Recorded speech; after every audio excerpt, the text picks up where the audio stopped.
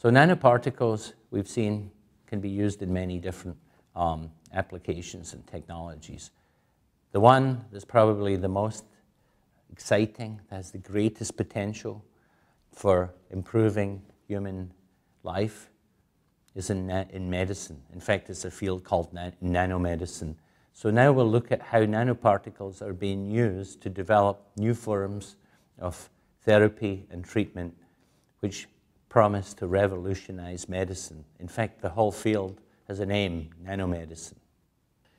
Pharmaceuticals, the use of nanotechnology to target specific tumors, to encapsulate drugs, this is a major area of interest, and it offers great benefits potentially for people in the future. For instance, a person having cancer, undergoing chemotherapy, we can have a situation where we can reduce the toxicity of the treatment. And one example of that is one of the earliest examples actually was Abraxane, 2005. And that is a anti-cancer drug for breast cancer. Normally, in the case of breast cancer, people use things like Taxol, which is insoluble, and you have to use very toxic chemicals to make it soluble and provide treatment. In the case of Abraxane, the breakthrough was to make the particles nanoscale, about 70 nanometers, and coat them with albumin. And the albumin made them soluble, and so the toxicity effect is much lower. So Abraxane is a really big success. What else can you do with nano? Well, if you take a black material and we shrink it down to the nanoscale, does it remain black? No. The amazing effect is called quantum dots, various materials, semiconductors, and so on. If you make them on a nanoscale, you can tune the color by the size of the particle. And here you see some different colors. And a normal person would say, well, they're different colors because they're different materials. They're different atoms, they're different compounds, they're different pigments. In fact, this is all the same material.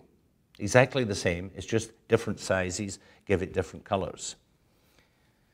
So in the case of quantum dots, if you make it very large, it would be black, and as you make it smaller and smaller, it starts to become red. Make the particles smaller, they become yellow, and so on. So you can obtain every spectrum of color just by size.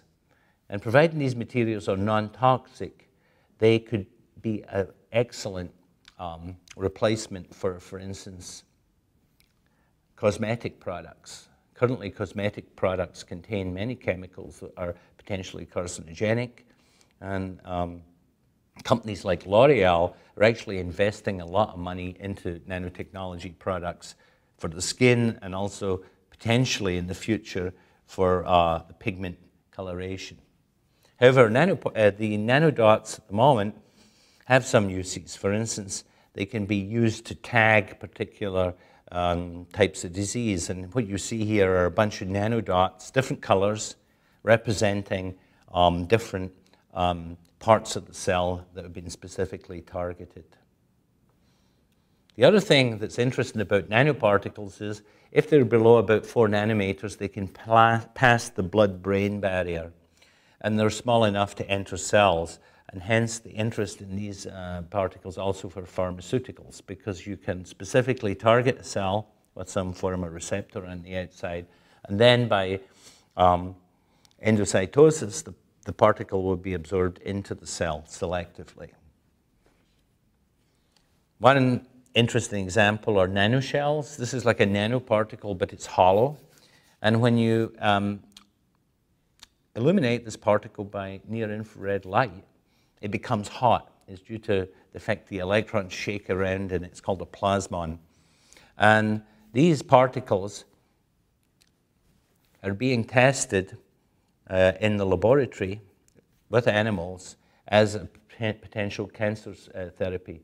Nanoshells could then be targeted with, you can use some target and some antigens or various types of molecule on the surface so that they target the cell, and then if you illuminate them with the near-infrared light, they will heat up and selectively kill off tissue.